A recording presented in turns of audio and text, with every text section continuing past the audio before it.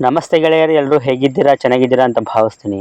ಒಬ್ಬ ನಿರ್ದೇಶಕ ಕಥೆಯನ್ನು ರೆಡಿ ಮಾಡಬೇಕಾದ್ರೇ ಈ ಕಥೆಗೆ ಇವರೇ ಹೀರೋ ಅಂತ ತಲೆಯಲ್ಲಿ ಇಟ್ಕೊಂಡು ಕಥೆ ರೆಡಿ ಮಾಡಿರ್ತಾನೆ. ಆದರೆ ಆ ಕಥೆ ಕಾರ್ಯರೂಪಕ್ಕೆ ಬರೋ ತನಕ ಹಲವು ಚೇಂಜಸ್ಗಳನ್ನು ಅವನು ಕಾಣಬೇಕಾಗತ್ತೆ.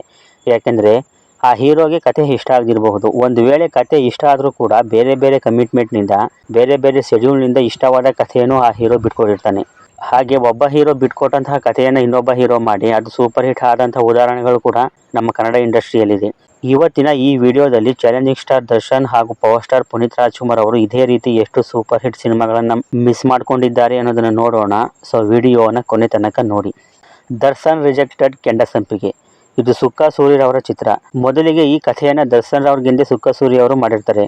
ಆದರೆ ದರ್ಶನ್ ರವರು ಈ ಕಥೆಯನ್ನು ನಿರಾಕರಿಸ್ತಾರೆ. ಆಗ ಸುಕ್ಕ ಸೂರಿರವರು ವಿಕ್ಕಿ ವರುಣ್ ಎಂಬ ಹೊಸ ಪ್ರತಿಭೆಯನ್ನು ಹಾಕೊಂಡು ಸ್ಕ್ರಿಪ್ಟ್ನಲ್ಲಿ ಸಾಕಷ್ಟು ಚೇಂಜ್ ಮಾಡಿ 2015ರಲ್ಲಿ ರಿಲೀಸ್ ಮಾಡ್ತಾರೆ. ರಿಲೀಸ್ ಆಗಿ ಸಿನಿಮಾ ಸೂಪರ್ ಹಿಟ್ ಕೂಡ ಆಗುತ್ತೆ. ಸಿನಿಮಾ ನೋಡಿದಾಗ ದರ್ಶನ್ ರವರ ಸ್ಟಾರ್ಡಮ್ಗೆ ಇದು ಸೂಟ್ ಆಗಲ್ಲ ಅಂತ ಅನಿಸೋದು ನಿಜ. ಆದರೆ ಸೂರಿರವರು ಸ್ಕ್ರಿಪ್ಟ್ನಲ್ಲಿ ತುಂಬ ಚೇಂಜಸ್ ಮಾಡಿರ್ತಾರೆ. ಪುನೀತ್ ರಿಜೆಕ್ಟೆಡ್ ಗಾಳಿಪಟ. 2008ರಲ್ಲಿ ರಿಲೀಸ್ ಆದ ಗಾಳಿಪಟ ಬ್ಲಾಕ್ ಬಸ್ಟರ್ ಆದ ಸಿನಿಮಾ. ಯೋಗರಾಜ್ ಭಟ್ ಗಣೇಶ್ ಕಾಂಬಿನೇಷನ್ನಲ್ಲಿ ಮೂಡಿ ಬಂದಿರುತ್ತೆ. ಮೊದಲಿಗೆ ಯೋಗರಾಜ್ ಭಟ್ ರವರು ಗಾಳಿಪಟ ಸ್ಕ್ರಿಪ್ಟ್ ತಗೊಂಡು ಪುನೀತ್ ರಾಜ್ಕುಮಾರ್ ಅವರಿಗೆ ಅಪ್ರೋಚ್ ಮಾಡಿರ್ತಾರೆ. ಆದರೆ ಪುನೀತ್ ರಾಜ್ಕುಮಾರ್ ಅವರ ಡೇಟ್ ಸಿಗದ ಕಾರಣ ಗಣೇಶ್ ಅವರನ್ನ ಹಾಕೊಂಡು ಈ ಸಿನಿಮಾ ಮಾಡ್ತಾರೆ. ಅದು 2008ರಲ್ಲಿ 30 ಕೋಟಿಗೂ ಹೆಚ್ಚು ಕಲೆಕ್ಷನ್ ಮಾಡಿ ಬ್ಲಾಕ್ ಬಸ್ಟರ್ ಆಗುತ್ತೆ. ದರ್ಶನ್ ರಿಜೆಕ್ಟೆಡ್ ಜೊತೆಯಲ್ಲಿ. ದಿನಕರ್ ತುಗದೀಪ್ ರವರ ಮೊದಲ ನಿರ್ದೇಶನದ ಚಿತ್ರ ಜೊತೆಯಲ್ಲಿ. ಇದು 2006ರಲ್ಲಿ ದರ್ಶನ್ ರವರ ಹೋಮ್ ಬ್ಯಾನರ್ನಲ್ಲಿ ರಿಲೀಸ್ ಆಗಿ ಬ್ಲಾಕ್ ಬಸ್ಟರ್ ಆಗಿರುತ್ತೆ. ಇದನ್ನು ಮೊದಲಿಗೆ ದರ್ಶನ್ ರವರೇ ಮಾಡಬೇಕಾಗಿರುತ್ತೆ. ಆದರೆ ಇದೊಂದು ಲವ್ ಸ್ಟೋರಿ ಆದ ಕಾರಣ ಅಭಿಮಾನಿಗಳಿಗೆ ಇಷ್ಟ ಆಗಲ್ಲ ಅಂತ ದರ್ಶನ್ ರವರು ಕೈ ಬಿಡ್ತಾರೆ. ಆನಂತರ ಪ್ರೇಮ್ ರವರನ್ನ ಹಾಕೊಂಡು ಈ ಸಿನಿಮಾ ಮಾಡಿ ಅದು ಸೂಪರ್ ಹಿಟ್ ಕೂಡ ಆಗುತ್ತೆ. ಪುನೀತ್ ರಾಜ್ಕುಮಾರ್ ರಿಜೆಕ್ಟೆಡ್ ಬಜರಂಗಿ ಬೈಜಾನ್. ಇದೊಂದು ಬಾಲಿವುಡ್ ಸಿನಿಮಾ ಆದರೂ ಕೂಡ ಇದರ ನಿರ್ಮಾಪಕರು ನಮ್ಮ ಕನ್ನಡದ ರಾಕ್ಲೈನ್ ವೆಂಕಟೇಶ್ ರವರು. ಮೊದಲಿಗೆ ಈ ಸಿನಿಮಾನ ಕನ್ನಡದಲ್ಲೇ ಮಾಡಬೇಕೆಂದು ಪುನೀತ್ ರಾಜ್ಕುಮಾರ್ ಅವರನ್ನು ಅಪ್ರೋಚ್ ಮಾಡಿರ್ತಾರೆ. ಆದರೆ ಪುನೀತ್ ರಾಜ್ಕುಮಾರ್ ಅವರು ಬೇರೆ ಸಿನಿಮಾಗಳಲ್ಲಿ ಬ್ಯುಸಿ ಇದ್ದ ಕಾರಣ ಈ ಸಿನಿಮಾ ಮಾಡಲು ಆಗಲ್ಲ.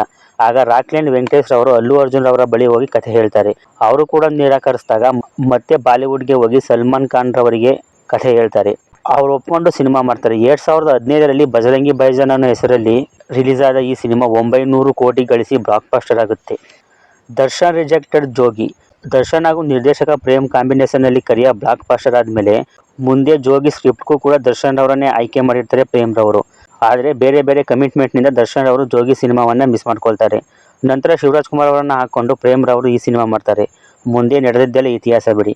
ಜೋಗಿ ಯಾವ ರೇಂಜ್ಗೆ ಹಿಟ್ಟಾಯಿತು ಅಂತ ನಿಮಗೆಲ್ಲ ಗೊತ್ತೇ ಇದೆ. ಸಿನಿಮಾ ನೋಡಿದಾಗ ನಮಗೆ ಈಗಲೂ ಅನಿಸೋದು ಈ ಸಿನಿಮಾಗೆ ಮಾದೇಶ ಅನ್ನೋ ಪಾತ್ರಕ್ಕೆ ಶಿವಣ್ಣನೇ ಸೂಕ್ತವಾದ ಆಯ್ಕೆ ಅಂತ. ಇವರನ್ನು ಬಿಟ್ಟರೆ ಯಾರಿಗೂ ಈ ಪಾತ್ರ ಸರಿ ಹೊಂದಲ್ಲ.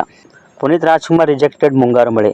2006ರಲ್ಲಿ ಸುರಿದ ಮುಂಗಾರು ಮಳೆಗೆ ಕನ್ನಡ ಇಂಡಸ್ಟ್ರಿಯ ಎಲ್ಲ ರೆಕಾರ್ಡ್ಗಳು ಕೊಚ್ಕೊಂಡು ಹೋಗಿತ್ತು. ಲವ್ ಸ್ಟೋರಿ ಸಿನಿಮಾಗಳಿಗೆ ಟ್ರೆಂಡ್ ಸೆಟರ್ ಆದ ಈ ಸಿನಿಮಾದ ಸ್ಕ್ರಿಪ್ಟ್ ಕೂಡ ಮೊದಲಿಗೆ ಯೋಗರಾಜ್ ಭಟ್ ಅವರು ಪುನೀತ್ ರಾಜ್ಕುಮಾರ್ ಅವರನ್ನು ಅಪ್ರೋಚ್ ಮಾಡಿರ್ತಾರೆ. ಆದರೆ ಇದು ಕೂಡ ಪುನೀತ್ ರಾಜ್ಕುಮಾರ್ ಅವರ ಸ್ಟಾರ್ಡಮ್ಗೆ ಸರಿ ಹೊಂದಲ್ಲ ಅಂತ ರಾಘವೇಂದ್ರ ರಾಜ್ಕುಮಾರ್ ಅವರು ಇದನ್ನು ನಿರಾಕರಿಸಿರ್ತಾರೆ.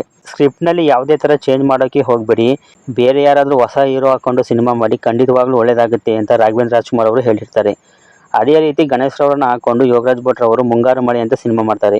ಅದು 1 ಕೋಟಿಗೂ ಕಡಿಮೆ ಬಜೆಟ್ನಲ್ಲಿ ತಯಾರಾಗಿ ಸುಮಾರು 50 ಕೋಟಿಗೂ ಹೆಚ್ಚು ಕಲೆಕ್ಷನ್ ಮಾಡಿ ಇಂಡಸ್ಟ್ರಿ ಹಿಟ್ ಆಗುತ್ತೆ. ದರ್ಶನ್ ರಿಜೆಕ್ಟೆಡ್ ಅಂಜನಿ ಪುತ್ರ.